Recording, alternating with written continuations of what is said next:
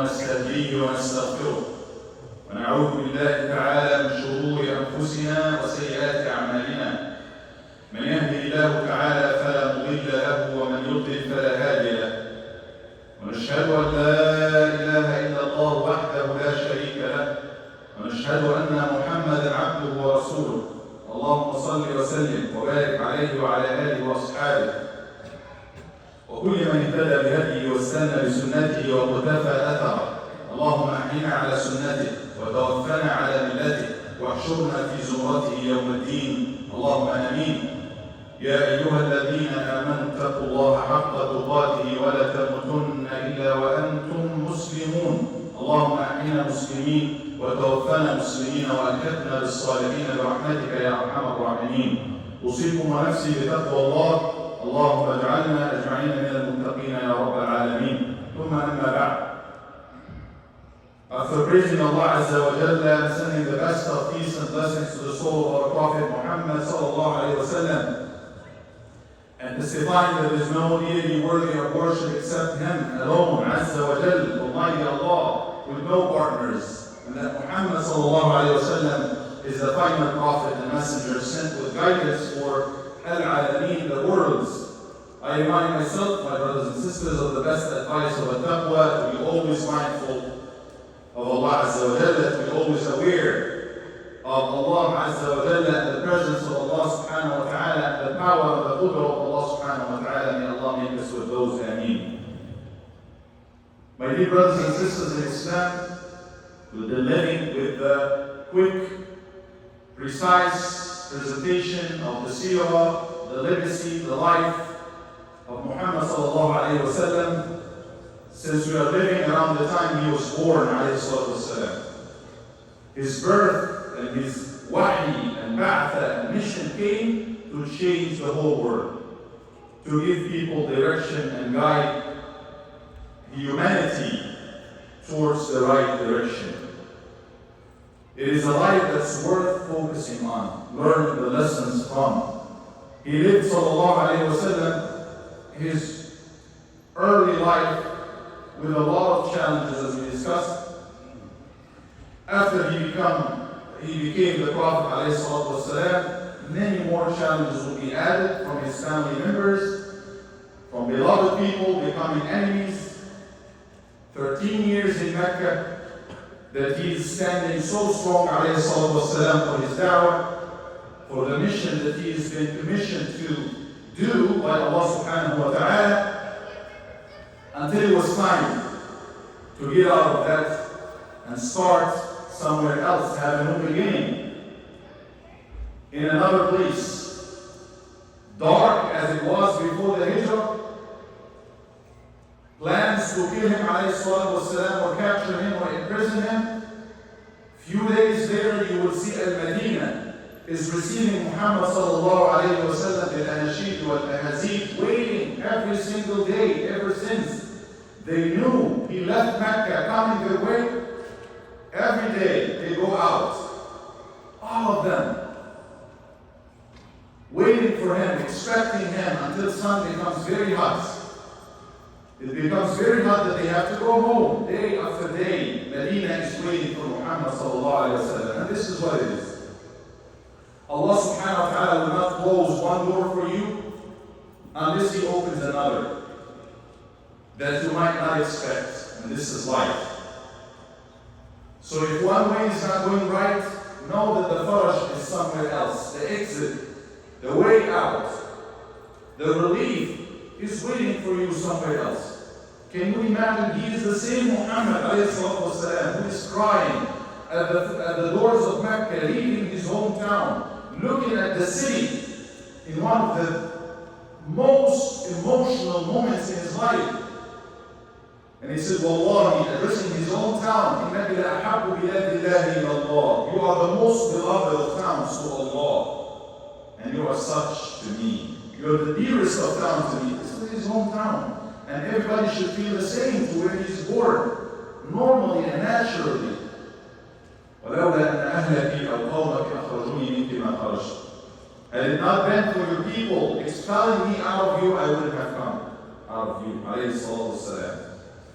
Leaving Many people chasing him, being promised 100 camels, a fortune of that time.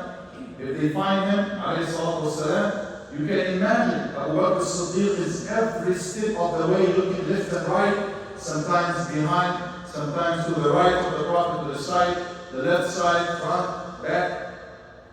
This is the status, this is the state where they are at. The minute they get to Quba, they waited there, the suburbs of Medina, nowadays in Medina. The first thing he built, a little masjid sallallahu alayhi wa sallam, the masjid al-Qussis al-Taqwa min awal yawm.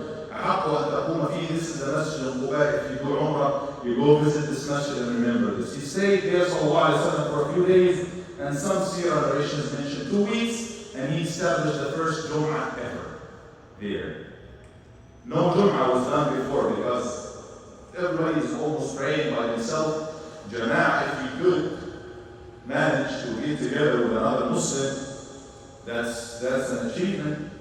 For the first time, he would pray Jum'ah sallallahu alayhi wa sallam at this place with a group of believers, and the people of Medina still waiting for him. And he would go to them on the back of his camel, and they're waiting for him. The minute they saw him, they started singing all of these songs, receiving the Nabi sallallahu alayhi wa sallam, and everybody is happy. And everybody wanted to host Muhammad sallallahu alayhi wa sallam. Everybody is almost fighting to get the camel.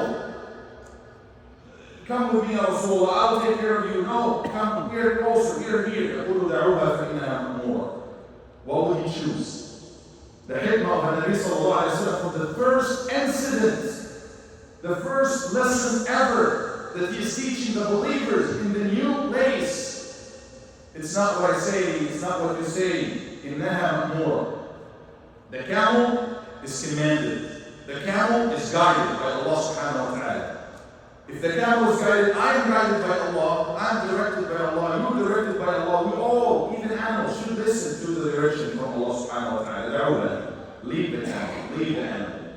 فإنها مأمورة. It is going according to a system, guidance. وذهب حتى بركت. And then the camel went on until it says in a specific place. Who does it belong to? That belongs to 2 orphans in Medina. He chose this to be the masjid. He bought sallallahu alayhi wa sallam from his own money, Masjid al-Medina, Masjid al-Nabi sallallahu alayhi wa sallam. And a few days later, or sometime after that, he sallallahu alayhi wa sallam, along with the Muslims, will build the masjid. But right there, he should stay somewhere. Would he stay with Bani Najjar, Akhwalihi, his maternal uncles? Would he stay with Al-Aus? There's many tribes and families. Who would get the honor? And if he chooses Al-Aus or Al-Khazraj or his own family members there, why? People would ask, or people may ask, why would he prepare this for us? No. And Nabi sallallahu alayhi wa sallam يقول أي منازل أهلنا أقرب أي بيوت أهلنا أقرب. Which of the houses of our families? We're all ahli, we're all family, one big family. Where is the closest house? I can stay there. Abu Ayyub al-Ansari is right across from this place. He would go to the Prophet sallallahu alayhi wa sallam. Another lesson he's teaching the Muslims before anything is done. We're all one. Yes, I'm from Quraysh. Yes, I have family members here. Yes, there are bigger tribes, smaller tribes. I'm not going to ask for the fanciest house, the biggest house, or anything like that. I'm going to ask, where is the closest houses of our family, big family? And he would stay with Abu Ayyub al-Ansari, read about the incidents, the beautiful incidents, and the love of this household from Muhammad sallallahu alayhi wa sallam. And everybody's coming to learn. Year 1, they have to build the masjid. Number 1 thing, and Nabi sallallahu alayhi wa sallam is building with the Muslims, the leader, with the ummah, with the nation, is all one. He's working with them. There are many strong people who could do it on his behalf, but no. He would carry the stones. He would carry the dirt with them to build the house of Allah. And he's sending the next message that the masjid is the heart of the ummah.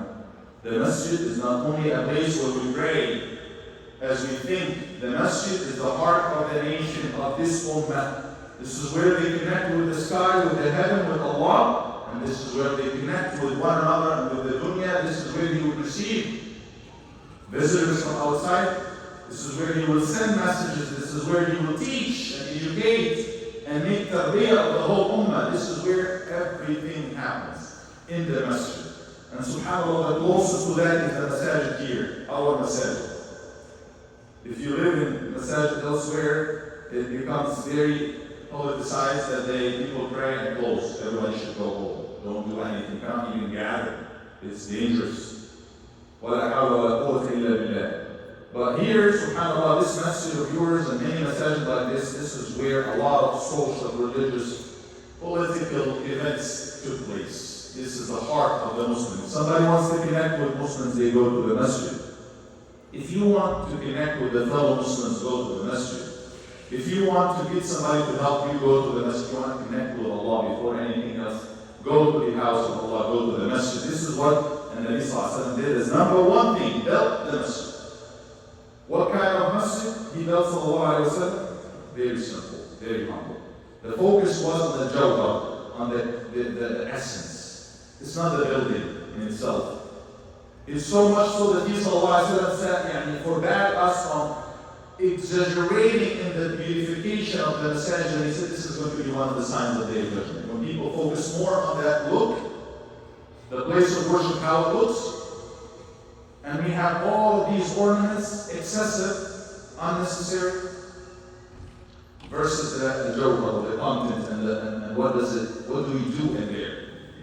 It's not to say the masjid should be left alone or abandoned and not take care of it, but no excessiveness in the beautification, because the content or the main thing is what do we do here and what does masjid teach us and what do we learn in there. That's what we should focus on. So Nabi Sallallahu Alaihi Wasallam is sending all of these messages the first day or so. He built the masjid Alayhi Wasallam. Number two, he studied the society. So many challenges. We read in the Sirah, it sounds easy and okay, he had a new place, but Medina was a big economic problem. They were really poor, mostly poor. Some rich people are there, but it's not like thriving city or something. And then you have all of these muhajirun, people who came from Mecca with nothing. They have left everything behind. They have left their homes and businesses and money and even families, all in Mecca, starting a new life from zero. That's going to make it even more challenging. Talk to me about the refugees issues everywhere right now, and how many countries think of it as a burden, and what many countries, including some Muslim countries, deal with refugees from another Muslim countries as a burden. What would he do? He was elected, you're the leader now. Majority of people are Muslims, but we do have mushrikun still. We do have polytheists. We do have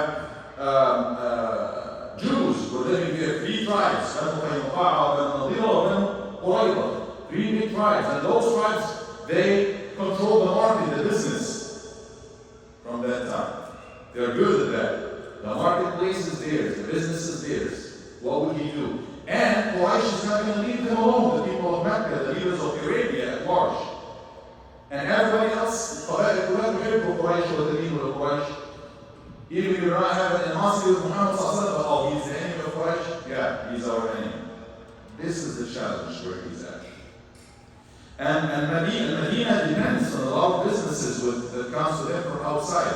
And the time they announced or they accepted Muhammad to come to them, that was it. You're announcing animosity, عداوة للعرب جميعا. فرمتهم العرب عن قوس واحد. The whole Arabs, all the tribes, they are now taking the people of Medina as enemies. You're offering support to the one that Quraysh, the leading tribe, thinks of as a terrorist. Names, calling him names. This is what they did.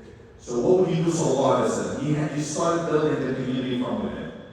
He started building the community from within. Masjid, number one thing. Muslims need to connect. He connected to Allah because nothing will lead you out of this unless you are strong and have strong faith.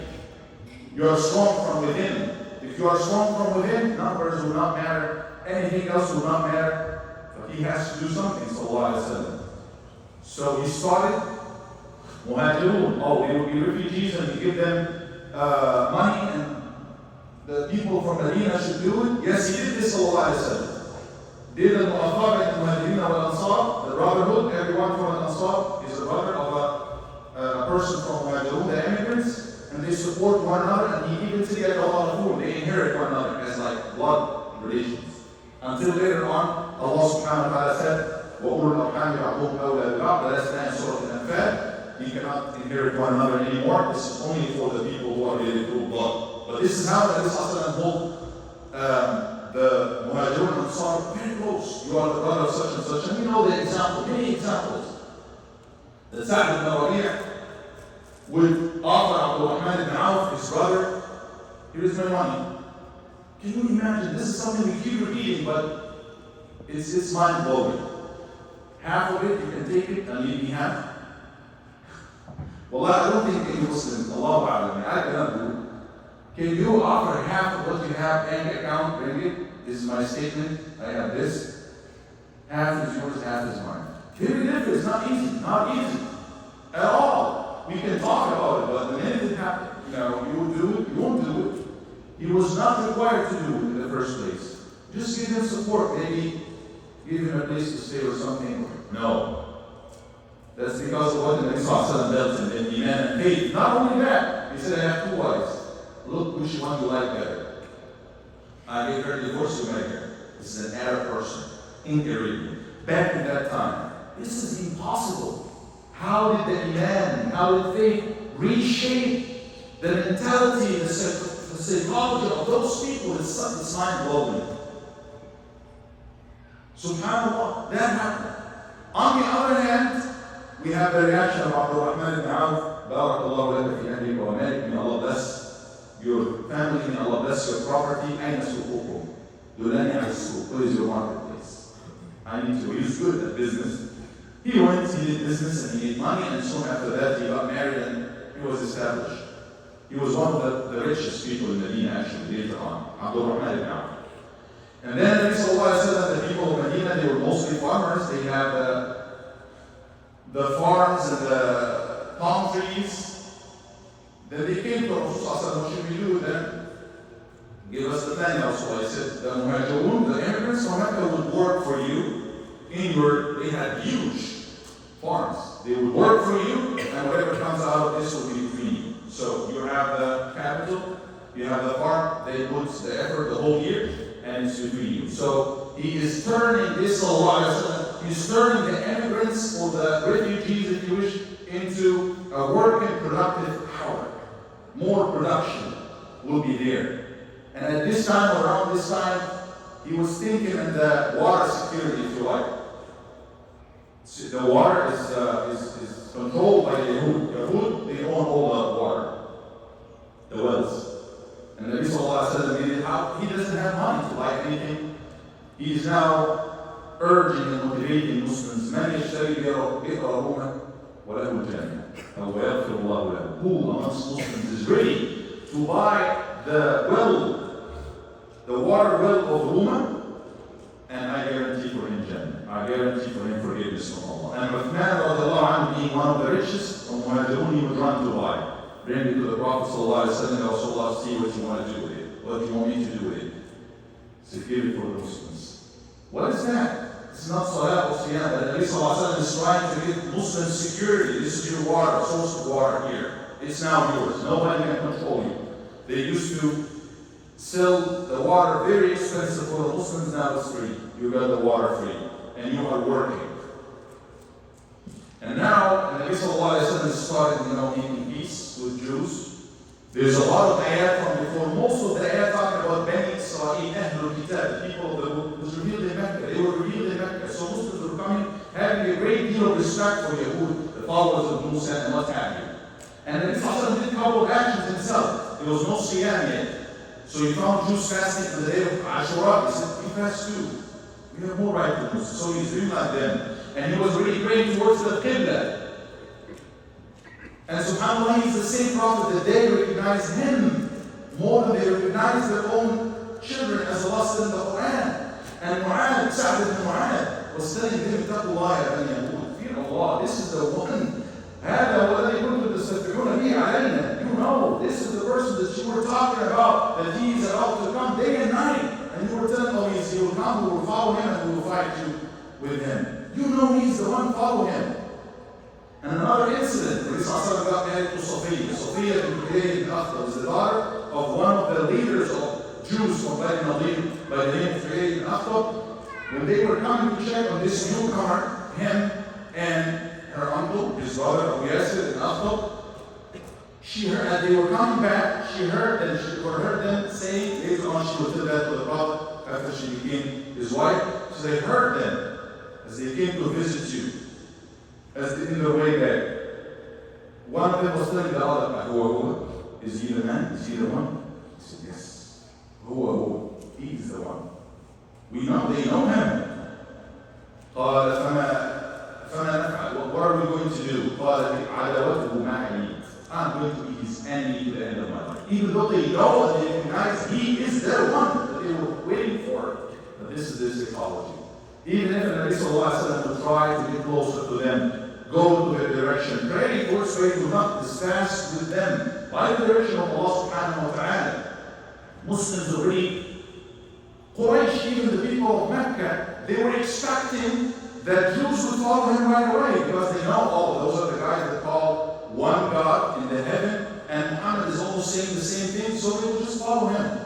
But to their astonishment, they did not follow him, and they become enemies of Muhammad, so they started playing with that. They started sending messages to them and, trying to ally with them against Muslims. But looking at the Nabi Sallallahu Alaihi Wasallam, what he did in the first year or so in Medina is really amazing. As far as anybody who's trying to establish a community, a successful community, getting everybody together. He started making those treaties, covenants, mithaq, between Muslims one another, because Muslims were not one thing. You might imagine, all of them were Sahaba, companions. You're thinking one thing, companions, Abu Bakr and Umar. No way. There were Muslims born in Mecca, Muhajirun. Muslims born in Medina. And even those who were born in Medina, they were not one thing. They are totally different. Those are from Mecca, those are from Medina. It's like 500 kilometers. Back then, it's like 5,000 miles. We don't know anything about it. Very little. People of Medina who accepted Islam, Aus and Khazraj. Just 2 years before that, they had major war between them, fighting one another. And there's other Muslims who are still in Mecca, couldn't make hijrah, including al-Fadl, Abdullah ibn Abbas, some family members like Zainab, bint Nabi Sallallahu Alaihi Wasallam, she didn't meet. Many Muslims were still in Mecca. Many Muslims, 80-some Muslims were still in Habasha, Abyssinia. Many Muslims were in different tribes in Yemen, Rifar, Aslam, thousands of miles away. And Nabi Sallallahu Alaihi Wasallam, this is the Muslim community. How would he deal with all of these challenges? The first challenge is how to get Muslims together. He wrote this between Nabi Sallallahu Alaihi Wasallam and Muslims. Muslims, all Muslims are one ummah. One ummah.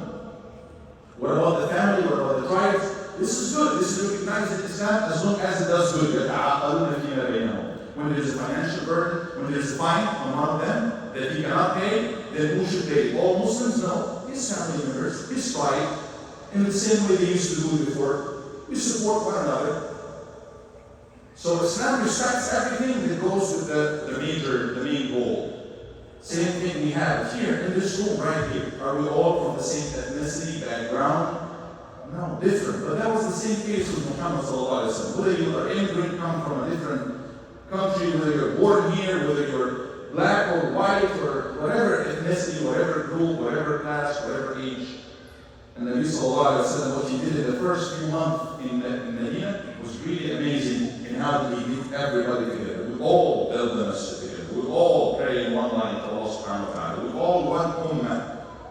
And everybody else is their own, is an ummah that has their own.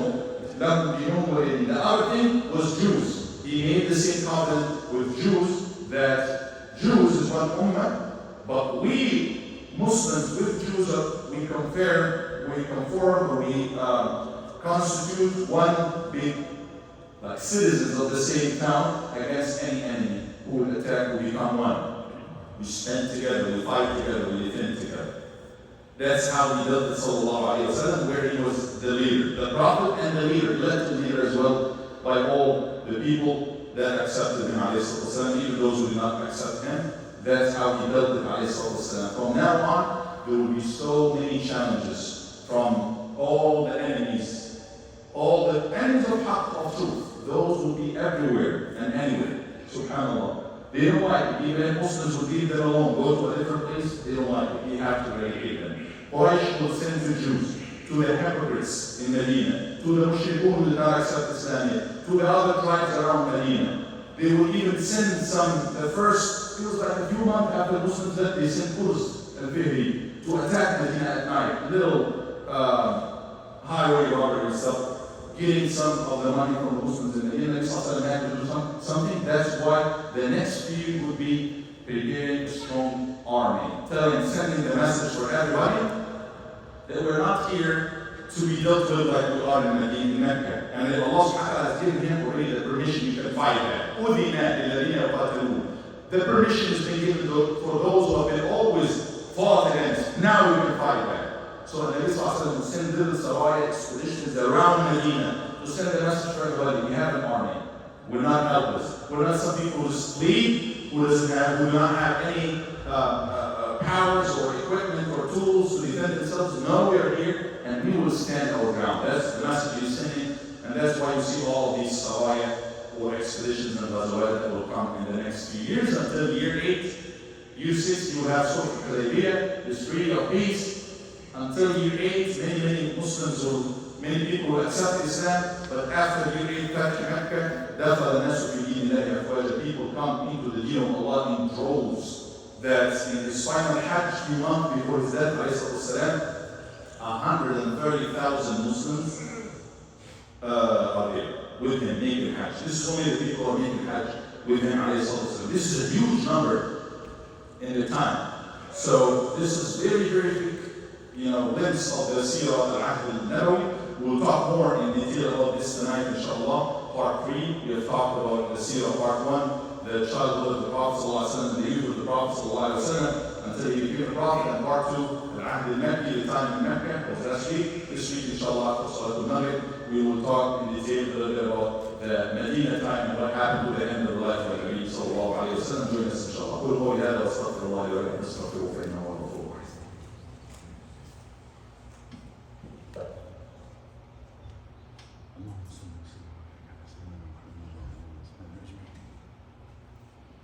الحمد لله رب العالمين والعاقبة للمتقين ولا عدوان إلا على الظالمين الآثمين. نشهد أن لا إله إلا الله رب العالمين ونشهد أن سيدنا ونبينا محمد عبده ورسوله الأمين. اللهم صل وسلم وبارك عليه وعلى آله وصحبه أجمعين. Looking at the Seerah of the Nabi Sallallahu Alaihi Wasallam is not just reading some stories, it is not something extra that we may learn, we may skip.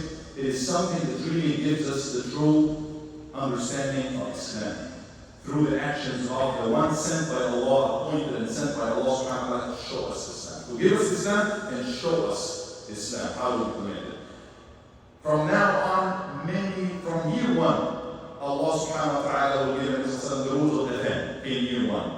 The rules of fasting will come there in year 2. The rules of zakat, marriage, how do we do things, how do we deal with one another. Sometimes Sahaba will fight with one another. It was almost, in one incident, it was almost a war. How did he deal with this, alayhi salatu wasalam? How did he deal with enemies? How did he deal with some hypocrites from within? How did he deal with people who talk against him and against the establishment of the Muslims at large? How did he deal with everybody, the sinners and the good people, the people who accept him and the people who do not accept him? How did he establish, how did he transform this generation from a generation that were fighting with one another, like the Ansar, into people who are, if you look at one example of Ata al-Ansar, how al-Ansar, the people of Medina, were ready to give everything. They prefer others over their own selves. So much so that the Prophet gave them, he couldn't give them anything back. But he said, علامة الإيمان حب الأنصار. The sign of faith is, for any believer, is the love of the Ansar, the people of Medina. And he made dua for them, Allah barik. May Allah bless the Ansar, the children of Ansar, the great children, and the older offspring of Ansar. He made it. وعلامة النفاق بغض الأنصار. One of the signs of the hypocrisy, being hypocrite, is if somebody hates the Ansar. So how did they get to that level? They were just fighting one another. Short time ago, what happened? How in the course of a few years, few years, Muslims who were Bedouins, or who were killing their own daughters, or were drinking and doing worse or silly things, they would now fight against the superpowers and take Islam to the Romans and the Persians and everybody. They will take it everywhere to the whole world. They will take Islam to Egypt, they will take it to Syria, they will go everywhere. What happened? This is what Nabi Sallallahu Alaihi Wasallam did in those few years. In Mecca, he built Iman and faith. In Medina, he built this unity and solidarity, and us and the Muslims being one ummah, and how to thrive and how to make da'wah and take this to the next generation. Because of what happened in Mecca and Medina, but mostly in Medina, we have a masjid here. We have an ummah here. And we have many examples that, just for the sake of time, you will have immigrants who left everything for the sake of Allah. Nowadays, you will have Ansar, those who are always giving, without even being known, to build a masjid, to build a school, to establish a community. You will see them. You will see examples for all of these Sahaba and what they did. You will see hypocrites, examples of hypocrites. It's there. If it was in the community of Muhammad, you will see it in all communities. You will see examples of all of the different walks of life of the seerah. That's why it's very important to learn the seerah and talk about the seerah and the life of the Nabi sallallahu alaihi wasallam. اللهم اغفر لنا فإنك أنت الغفور الرحيم وتب علينا فإنك أنت التواب الرحيم. اللهم اغفر لنا يا غفور الرحيم. اللهم اغفر للمسلمين والمسلمات المؤمنين والمؤمنات الأحياء منهم والأموات إنك يا مولانا سميع قريب مجيب الدعوات. والله forgive us our sins يا رب العالمين. Allah make us love the life of Muhammad sallallahu alaihi wasallam. Love Muhammad sallallahu alaihi wasallam. Love the deen of Muhammad sallallahu alaihi wasallam. Follow in the footsteps of Muhammad sallallahu alaihi wasallam. Ya Allah, put us in the straight path. Give us the strength to be on الصراط المستقيم على صراطك المستقيم يا رب العالمين. اللهم ألف بين قلوب المسلمين والمؤمنين. Allah bring the hearts of the believers together. اللهم اجمعنا على الإيمان بك وبنبيك صلى الله عليه وسلم. اللهم اجمعنا على حب القرآن. اللهم اجمعنا على حبك وحب نبيك صلى الله عليه وسلم يا رب العالمين. اللهم صل وسلم وبارك على سيدنا محمد وعلى آله وصحبه أجمعين واغفر للمسلمين أجمعين برحمتك يا أرحم الراحمين. وصل وسلم وبارك على سيدنا ونبينا محمد وعلى آله وصحبه أجمعين.